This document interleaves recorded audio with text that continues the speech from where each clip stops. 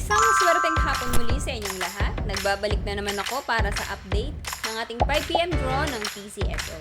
Kaya ihanda na ang inyong mga ticket para sa ating 5pm draw ng ating 2D Lotto at 3D Lotto ngayong hapon. Kaya wag na nating patagalin pa, here's our Lotto result.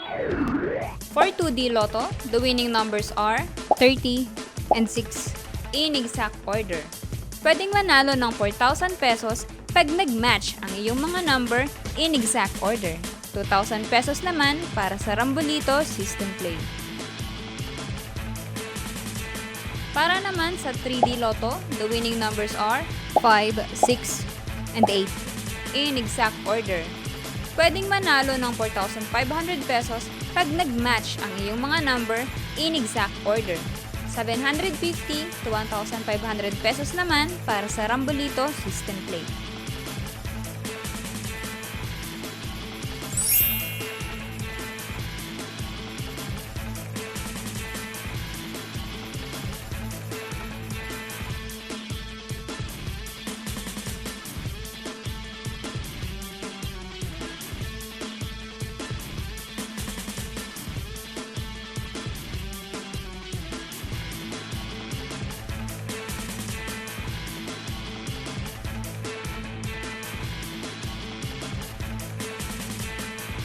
Ito po ay babala sa ating mga Lotto players. Ang Lotto ay live na binobola, kaya wala pong nakakaalam ng mga number na lalabas. Huwag pong magpapaloko sa mga nagsasabing alam nila ang lalabas sa game at sa authorized outlet lamang bumili ng ticket bago ang draw.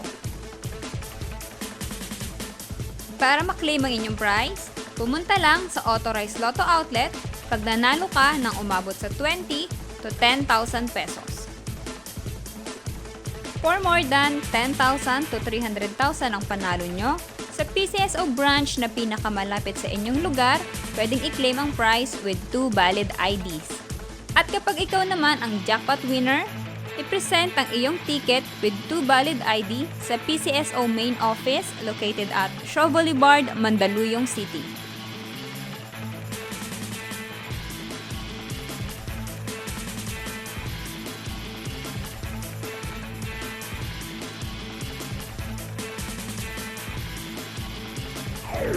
Congratulations po sa lahat ng ating mga winners at magkita-kita ulit tayo mamayang 9pm draw para sa ating 2D Lotto, 3D Lotto, Super Lotto 649 at Ultra Lotto 658.